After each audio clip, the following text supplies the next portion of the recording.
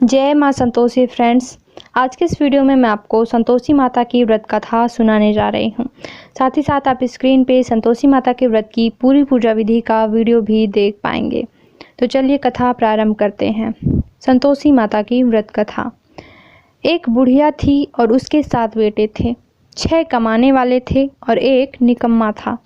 बुढ़िया माँ 6 पुत्रों की रसोई बनाती, उन्हें भोजन कराती और पीछे जो कुछ भी बचता उसे 7वें को दे देती थी। परंतु 7वां पुत्र बड़ा भोला भाला था, मन में विचार न करता। एक दिन वह अपनी बहू से बोला कि देख मेरी माता का मुझ पर कितना प्रेम है। तो वह बोली, क्यों नहीं, सबका बचा हुआ जूठा जो तुमको खिलाती हैं। वह बोला, ऐसा नहीं हो सकता, मैं जब तक अपनी आंखों से न देख लूँ मान नहीं सकता। इस पर बहू ने हंसकर कहा कि जब देख लोगे तब तो मान लोगे। कुछ दिन बाद एक बड़ा त्योहार आया। घर में 7 प्रकार के भोजन और चूरमा के लड्डू बने। वह परीक्षा लेने के लिए सिर दर्द का बहाना करके सिर पर एक पतला कपड़ा ओढ़कर रसोई घर में सो गया और कपड़े में से सब कुछ देखता रहा। 6 भाई भोजन करने आए। उसने देखा कि माँ ने उनके लिए सुंदर सुंदर आसन बिछाए हैं, 7 प्रकार की रसोई परोसी और आग्रह करके उन्हें जिमाती रही और वह देखता रहा। 6 भाई जब भोजन करके उठे तब माँ ने उनकी जूठी थालियों में से लड्डुओं के टुकड़ों को उठाया और एक लड्डू बनाया और जूठन साफ करके बुढ़िया माँ ने पुकारा, उठ बेटा, 6 भाई भोजन करके चले गए, अब तू ही बाकी है, उठ और भोजन कर ले। उसने कहा, माँ मुझे भोजन नहीं करना है, मैं परदेश जा रहा हूँ। माता ने कहा कि अगर कल जाना हो तो आज ही चला जा। मैं बोला, हाँ हाँ आज ही जा रहा हूँ। यह कहकर घर से निकल गया। चलते समय बहू की याद आई। वह गौशाला में कंडे थाप रही थी। जाकर बोला, दोहा, हम जावें परदेश को आवेंगे कुछ काल, तुम रहियो संतोष से धर्म आपनो पाल। 2 निशानी आपनी देख धरूं मैं धीर, सुधि हमारी मत बिसारियो रखियो मन गंभीर। वह बोला, मेरे पास तो कुछ नहीं है, यह अंगूठी है सो ले लो और अपनी कुछ निशानी मुझे दे दो। इस पर वह बोली कि मेरे पास क्या है, यह गोबर भरा हाथ है। और इतना कहकर उसने उसकी पीठ पर गोबर के हाथ की थाप मार दी। इसके बाद वह वहाँ से चल दिया। चलते चलते दूर देश में पहुंचा। वहाँ पर एक साहूकार की दुकान थी। वहाँ पर जाकर बोला, सेठ जी मुझे नौकरी पर रख लो। साहूकार को ज़रूरत थी। साहूकार ने कहा कि काम देखकर ही दाम मिलेंगे। साहूकार की नौकरी मिल गई। वह सवेरे 7 बजे से 12 बजे रात्रि तक काम करने लगा। कुछ दिनों में दुकान का लेन देन, हिसाब किताब, ग्राहकों को माल बेचना, सारा काम करने लगा। साहूकार के 7-8 नौकर थे, वे सब के सब चक्कर खाने लगे। वह बहुत होशियार बन गया है। सेठ ने भी काम देखा और 3 महीने में ही उसे मुनाफे का साझीदार भी बना लिया। 12 वर्ष में वह नामी सेठ बन गया और मालिक सारा कारोबार उस पर छोड़कर बाहर चला गया। इधर बहू पर क्या बीती सो सुनो। सास ससुर उसे दुख देने लगे। सारी गृहस्थी का काम कराकर उसे लकड़ी लेने जंगल में भेज देते। इस बीच घर की रोटियों के आटे में से जो भूसी निकलती उसकी रोटी बनाकर रख दी जाती और फूटे नारियल की नरेली में पानी।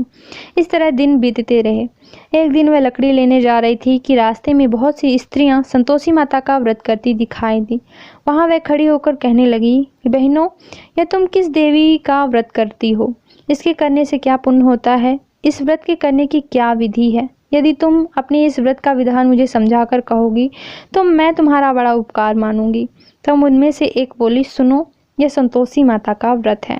इसके करने से निर्धनता, दरिद्रता का नाश होता है, लक्ष्मी आती है, मन की चिंताएं दूर होती हैं, घर में सुख होने से मन को प्रसन्नता मिलती है और शांति मिलती है। निपुत्री को पुत्र मिलता है, पति बाहर गया हो तो शीघ्र आ जाता है, कुंवारी कन्याओं को मनपसंद वर मिलता है और राजद्वार में बहुत दिनों से चल रहा मुकदमा भी समाप्त हो जाता है। कलह क्लेश की निवृत्ति होती है, सुख शांति मिलती है, घर में धन जमा हो, पैसा जायदाद का लाभ होता है तथा और भी मन में जो भी कुछ कामना हो वह सब संतोषी माता की कृपा से पूरी हो जाती हैं, इसमें संदेह नहीं है। मैं पूछने लगी, यह व्रत कैसे किया जाए, यह भी बताओ तो बड़ी कृपा होगी। स्त्री कहने लगी कि 1.25 रुपये का गुड़ चना लेना, इच्छा हो तो 5.25 रुपये का लेना या फिर 10.25 रुपये का भी ले सकती हो, सहूलियत के अनुसार ही ले लेना। बिना परेशानी, श्रद्धा और प्रेम से जितना भी बन सके सवाया लेना। 5.25 रुपये से 10.25 रुपये तक, इससे भी ज़्यादा शक्ति और भक्ति के अनुसार गुड़ और चना लें। हर शुक्रवार को निराहार रहकर कथा कहना, सुनना, इसके बीच क्रम नहीं टूटना चाहिए। लगातार नियम पालन करना। सुनने वाला कोई भी ना मिले तो घी का दीपक जलाकर उसके आगे जल के पात्र को रखकर कथा कहना। नियम ना टूटे। जब तक कार्य सिद्ध ना हो नियम पालन करना और कार्य सिद्ध हो जाने पर ही व्रत का उद्यापन करना। 3 मास में माता पूरा फल प्रदान करती हैं, लेकिन यदि फिर भी किसी के ग्रह खोटे हों तो भी माता 1 वर्ष में अवश्य ही कार्य सिद्ध करती हैं। कार्य सिद्ध होने पर ही उद्यापन करना चाहिए, बीच में नहीं। उद्यापन में 2.5 सेर आटे का खाजा तथा इसी अनुसार से खीर तथा चने का साग तैयार करना। 8 लड़कों को भोजन कराना। जहाँ तक मिले देवर, जेठ, भाई, बंधु, कुटुंब के लड़के लेना। ना मिले तो रिश्तेदारों और पड़ोसियों के लड़के बुलाना। उन्हें भोजन कराकर यथाशक्ति दक्षिणा दे माता का नियम पूरा करना। उस दिन घर में कोई भी खटाई ना खाए। यह सब सुनकर बुढ़िया की बहू चल दी। रास्ते में उसने लकड़ी के बोझ को बेच दिया और उन रुपयों से गुड़ और चना खरीदकर माता के व्रत की तैयारी करके आगे चली और सामने मंदिर देखकर पूछने लगी, यह मंदिर किसका है? सब कहने लगे, यह संतोषी माता का मंदिर है। यह सुनकर वह बोली, मैं माता के कुछ नियम नहीं जानती, मैं बहुत दुखी हूँ। हे माता, हे जगत जननी, मेरा दुख दूर कर, मैं तेरी शरण में हूँ। माता को दया आई। एक शुक्रवार बीता ही कि दूसरे शुक्रवार को ही उसके पति का पत्र आया और तीसरे को उसका भेजा हुआ पैसा भी आ पहुंचा। यह देखकर जेठानी मुंह सिकोड़ने लगी। इतने दिनों बाद इतना पैसा आया तो इसमें क्या बढ़ावा है? लड़के ताने देने लगे। काकी के पास अब पत्र आने लगे हैं, रुपया आने लगा, अब तो काकी की खातिर बढ़ेगी, अब तो काकी बुलाने से भी नहीं बोलेगी। बेचारी सरलता से कहती, भैया पत्र आवे रुपया आवे तो हम सब के लिए ही अच्छा है। ऐसा कहकर आंखों में आंसू भरकर संतोषी माता के मंदिर में मातेश्वरी के चरणों में गिरकर रोने लगी। माँ, मैंने तुमसे पैसा नहीं मांगा, मुझे पैसे से क्या काम है, मुझे तो अपने सुहाग से काम है, मैं तो अपने स्वामी के दर्शन और सेवा ही मांगती हूँ। तब माता ने प्रसन्न होकर कहा, जा बेटी, तेरा स्वामी आएगा। यह सुन खुशी से बावली हो घर जाकर काम करने लगी। अब संतोषी माँ विचार करने लगी कि इस भोली पुत्री से मैंने कह तो दिया कि तेरा पति आएगा, पर आएगा कहाँ से? मैं तो इसे स्वप्न में भी याद नहीं करता, उसे याद दिलाने मुझे ही जाना पड़ेगा। इस तरह माता उस बुढ़िया के बेटे के पास जाकर स्वप्न में प्रकट होकर कहने लगी, साहूकार के बेटे, सोता है या जागता है? वह कहता है, माता सोता भी नहीं हूँ, जागता भी नहीं हूँ, बीच में हूँ, कहिए क्या आज्ञा है? माँ कहने लगी, तेरा घर बार है या नहीं? माँ बोली, पुत्र, तेरी घरवाली बहुत कष्ट उठा रही है। वह बोलिया, हाँ माता, यह तो मुझे मालूम है, परंतु जाऊं कैसे? परदेश की बात है, लेन देन का कोई हिसाब नहीं, कोई जाने का रास्ता ही नजर नहीं आता, कैसे चला जाऊं? माँ कहने लगी कि मेरी बात मान, सवेरे नहा धोकर संतोषी माता का नाम ले, घी का दीपक जला, दंडवत कर दुकान पर जा बैठना। देखते देखते तेरा सारा लेन देन चुक जाएगा, जमा किया माल बिक जाएगा, सांझ होते होते धन का ढेर लग जाएगा। अब तो वह सवेरे बहुत ही जल्दी उठकर मित्र बंधुओं से अपने सपने की बात कहता है। वे सब उसकी बात अनसुनी करके हंसी उड़ाने लगते हैं। कहीं स्वप्न भी सच्चे होते हैं। लेकिन एक बूढ़ा बोला, देख भाई, मेरी बात मान, इस तरह सच या झूठ कहने के बदले देवता ने जैसे कहा है वैसा ही करने में तेरा क्या जाता है? अब बूढ़े की बात मानकर नहा धोकर संतोषी माता को दंडवत करके घी का दीपक जलाकर दुकान पर जा बैठा। थोड़ी देर में वह क्या देखता है कि देने वाले रुपया लाए, लेने वाले हिसाब लाए, कोठे में भरे सामानों के खरीदार नगद में सौदा करने लगे। शाम तक धन का ढेर लग गया। मन में माता का नाम लेकर वह प्रसन्न होकर घर के जाने के वास्ते गहना, कपड़ा और सामान खरीदने लगा। यहाँ के काम से निपटा कर घर को रवाना हुआ।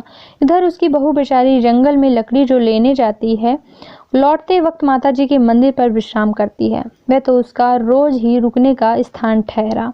दूर से ही धूल उड़ती देखकर माता से पूछती है, हे माता, यह धूल कैसी उड़ रही है? माँ कहती है, पुत्री, तेरा पति आ रहा है।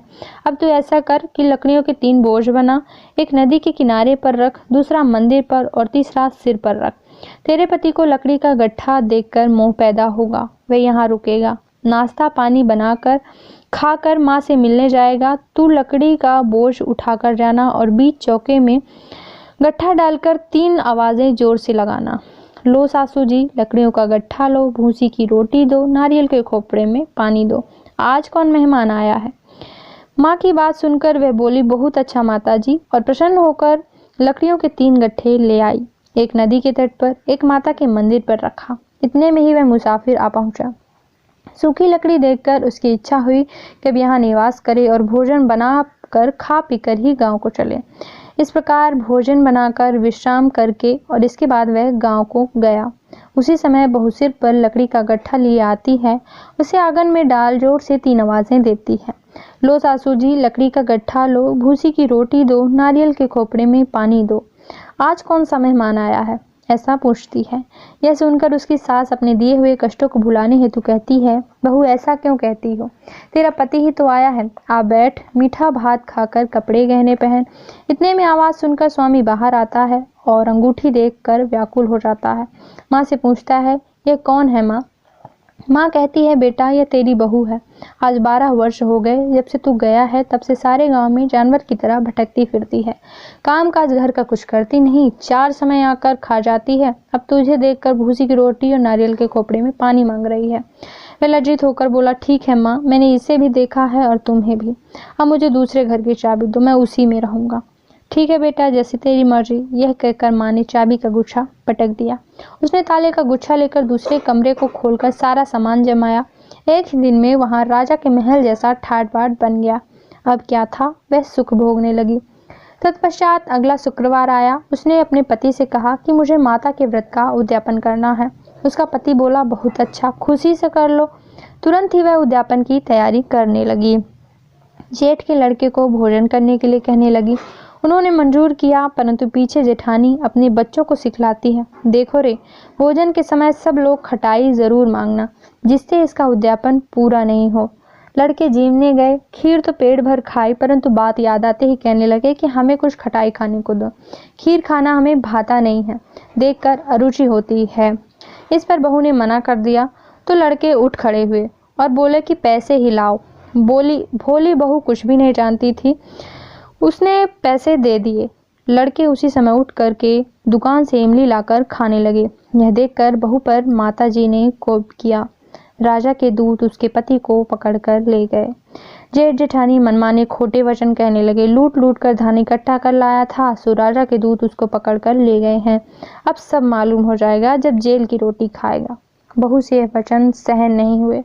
रोती रोती माता के मंदिर में गई और कहने लगी, हे माता, तुमने यह क्या किया? हंसाकर क्यों रुलाने लगी? माता बोली, पुत्री, तूने उद्यापन करके मेरा व्रत भंग किया है, इतनी जल्दी सभी बातें भुला दी। वह कहने लगी, माता, भूली तो नहीं हूँ, ना कुछ अपराध किया है। मुझे तो उन लड़कों ने ही भूल में डाल दिया था। मैंने भूल से उन्हें पैसे दे दिए। अब मुझे क्षमा करो माँ। माँ बोली, अब भूल मत करना। वह बोली, ठीक है माँ, अब भूल बिल्कुल नहीं होगी। अब बताओ वे कैसे आएंगे? माँ बोली, पुत्री, जा, तेरा पति तुझे रास्ते में ही आता मिलेगा। वह वहां से निकली ही कि रास्ते में पति आता हुआ मिला। उसने उनसे पूछा कि तुम कहाँ गए थे? वह कहने लगा, इतना सारा जो धन कमाया था उसका कर राजा ने मांगा था और वही भरने गया था। वह प्रसन्न होकर बोली, भला हुआ, अब घर चलो। कुछ दिन बाद फिर से शुक्रवार आया। वह फिर से बोली, मुझे माता के व्रत का उद्यापन करना है। पति ने कहा, करो। वह फिर से जेठ के लड़कों से भोजन करने को कहने लगी। जेठानी ने 1-2 बातें सुनाई और लड़कों को सिखा दिया कि तुम लोग पहले की ही भांति खटाई मांगना। लड़के खाना खाने से पहले ही कहने लगे, हमें खीर नहीं भाती, जी बिगड़ता है, कुछ खटाई खाने को दो। बहू बोली, खटाई तो खाने को नहीं मिलेगी, खाना हो तो खाओ। यह कहकर वह ब्राह्मणों के लड़के बुलाकर उन्हें भोजन कराने लगी। यथाशक्ति दक्षिणा के स्थान पर एक एक फल उन्हें दिया। इससे संतोषी माता प्रसन्न हो गईं। माता की कृपा होते ही 9वें मास उसको चंद्रमा के समान सुंदर पुत्र प्राप्त हुआ। पुत्र को लेकर प्रतिदिन माता जी के मंदिर को जाने लगी। माँ ने सोचा कि रोज आती है, आज क्यों ना मैं ही इसके घर चलूं, इसका आसरा देखूं तो सही।